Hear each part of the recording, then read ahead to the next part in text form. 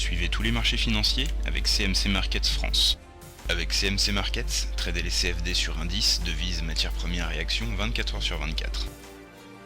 CMC Markets, un des leaders mondiaux du trading de CFD Forex depuis 1989.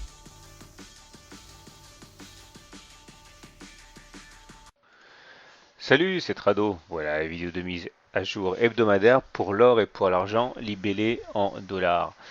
Séance très dure pour l'argent et l'or ce vendredi puisque l'argent par exemple abandonne plus de 4%.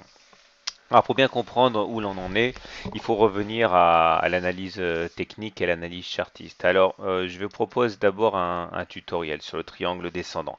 J'insiste sur le fait que si vous voulez vous entraîner sur le triangle descendant, j'ai un fascicule que je propose sur mon blog avec des exercices pour mettre en application ce que je dis, pour mettre des objectifs, des stops, etc. Bref, pour vous familiariser avec les 6 types de configurations possibles sur les 3 types de triangles.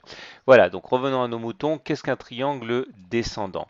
Un triangle descendant va généralement intervenir en fin de baisse avant statistiquement une nouvelle jambe de baisse. Autrement dit, c'est une figure de continuation. Il faut que chaque côté soit touché 2 fois et généralement on en sort par le bas. Alors imaginons que nous ayons cette configuration là. Voilà ce que l'on peut dire. Alors, plusieurs choses à comprendre. Voici un triangle descendant. Vous voyez clairement un côté qui descend et l'autre qui est horizontal. Eh bien, lorsque les cours évoluent à l'intérieur de ce triangle, généralement, c'est-à-dire dans 2 chances sur 3, on va en sortir par le bas. Dans 4 chances sur 10, une fois que l'on est sorti par le bas, il va y avoir un retour sur la base du triangle avant de replonger. Il y a 2 façons de fixer l'objectif. Une première façon, c'est de prendre la règle du balancier. Vous prenez le chemin parcouru au-dessus de la base du triangle lors de la dernière rotation et vous le reportez en dessous du point de cassure. Ça vous donne un objectif qui est là. La deuxième façon de faire, c'est de tracer un canal à l'aide de l'oblique ici que vous reportez là. Ça vous donne un canal et l'objectif est atteint sur ce point-là. Il faut savoir que c'est soit l'un, soit l'autre des objectifs qui seront atteints, voire les deux. Et ces 2 objectifs sont valables tant qu'on ne repasse pas au-dessus de la base du triangle. Il faut également savoir que si vous voulez spéculer sur ce genre de figure, il y a plusieurs façons d'agir, mais bon, pour plus de détails, il faut bon, clairement, soit vous rentrez en trade lorsque l'on casse le triangle ici à la baisse, soit vous attendez éventuellement le pullback pour rentrer. Et vous pouvez également rentrer en short, en spéculation à la baisse lors des contacts sur la partie haute. Ok.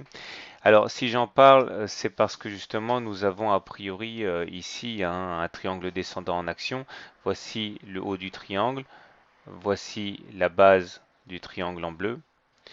Et une fois qu'on l'a eu cassé, c'était le 8 avril, eh bien on s'ouvrait donc l'objectif des 2 objectifs baissiers qui sont d'une part, comme j'ai dit tout à l'heure, la règle du balancier. Vous prenez ce qui a été fait, le chemin parcouru au-dessus de la base du triangle, vous le reportez ici, ça vous donne un premier objectif à 16,25$, vous voyez. Et pire encore, si on veut prendre l'objectif le plus important, à savoir celui que l'on obtient en traçant un canal par rapport au haut du triangle, c'est-à-dire ici, ça nous enverrait carrément vers les 7-6 dollars l'once. Alors, faut espérer 2 choses, soit que le premier objectif soit atteint et qu'on rebondisse sans aller chercher le deuxième objectif, soit que l'on réintègre le triangle, ce qui invaliderait les objectifs baissiers. Mais en tout cas, vous comprenez bien pourquoi on assiste à des évolutions aussi mauvaises sur l'argent. Tout simplement, c'est la règle du triangle descendant qui est en train d'être mis en place. Donc voilà, tendance résolument baissière sur l'argent. Si maintenant on bascule du côté de l'or en hebdomadaire, voilà ce que l'on peut en dire. Là, c'est la règle de Fibonacci qui s'impose. On voit que on a alors Alors cette règle de Fibonacci elle se joue sur les niveaux des 38,2%, hein. Le support ici constitué par les 1345 semble avoir freiné l'évolution des cours. C'était déjà la semaine du 15 avril. Mais là aussi nous avons une histoire de triangle descendant. Regardez ici, ça forme un triangle. Une fois qu'on l'a eu cassé, semaine du 8 avril 2013, ça ouvrait deux objectifs baissiers. Le premier correspondant au canal que l'on pouvait tracer par report avec ce côté-là, donc ça correspond à ceci. Ou alors le deuxième objectif correspondant à l'amplitude de ce qui a été fait lors de la dernière oscillation que l'on reporte là, ça donne l'objectif numéro 2.